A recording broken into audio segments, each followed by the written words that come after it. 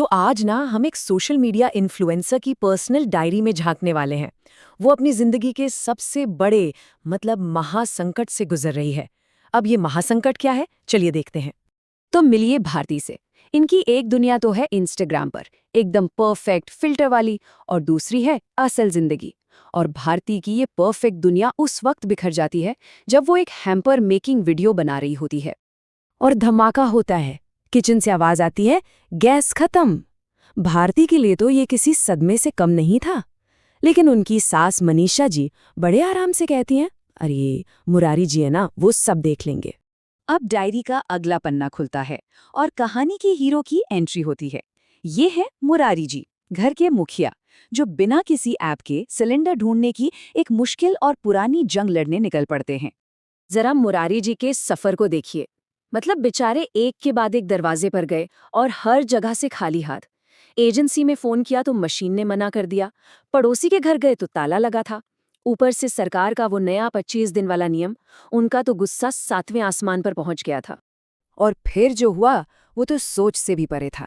Black market में एक cylinder की कीमत पूरे 3000 रुपए। ये सुनकर मुरारी जी का तो दिमाग ही घूम गया। उन्होंने साफ साफ मना कर दिया और बेचारे हारकर सिर्फ कुछ खीरे और फल लेकर घर लौट आए। तो अब घर का किचन एक युद्ध का मैदान बन चुका था। सब इसी बहस में लगे थे कि अब खाना पकेगा तो पकेगा कैसे। लेकिन हमारी इन्फ्लुएंसर भारती को तो इस मुसीबत में भी कंटेंट दिखाई दे रहा था। फिर बात आई इंडक्शन स्टोव की, और बस घर में महाभारत शुरू। एक तरफ भारती, दूसरी तरफ मुरारी जी, और आखिर में कौन जीता?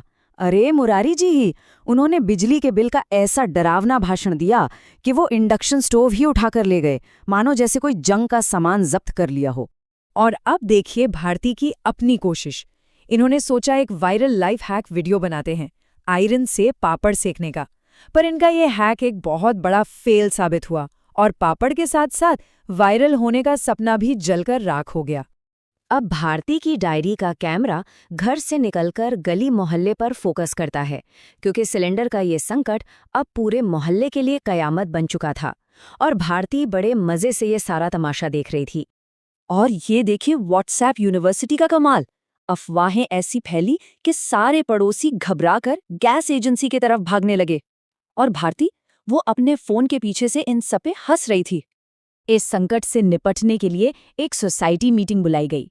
और इस चार्ट को देखिए, इसमें ज्यादातर तो बस चीखना चिल्लाना ही हुआ, कुछ बेकार से सुझाव आए और आखिर में सिर्फ एक, वो भी बहुत अजीब सा समाधान निकला। भारती के डायरी के इस पन्ने में अब डर साफ दिख रहा है, क्योंकि सोसाइटी का जो समाधान था वो उसे और पूरे मोहल्ले को टेक्नोलॉजी के जमाने से सीधा पुराने जमाने में ले जाने वाला था। और वो शानदार प्लान ये था कि पूरी सोसाइटी अगले 15 दिनों तक एक साथ मिलकर एक ही मिट्टी की भट्टी पर खाना बनाएगी। जी हाँ, आपने सही सुना, एक मिट्टी का चूल्हा। फैसला होते ही लड़ाई झगड़े शुरू हो गए। मीनू आंटी कहने लगीं कि धूप में उनकी स्किन खराब हो जाएगी, और बाकी लोग इस बात पर लड़ने लगे कि कौन कितनी सब्जी देगा और कौन बर्तन साफ करेगा। मतलब सहयोग कम और शिकायतें ज्यादा थीं। और फिर इस सब हंगामे के बीच भारती को अचानक ज्ञान की प्राप्ति हुई। उसे ये समझ आया कि ये जो हो रहा है ये कोई संकट नहीं है, ये तो वायरल होने के लिए एकदम जबरदस्त कंटेंट है। और यहाँ भारती ने मारा सिक्सर।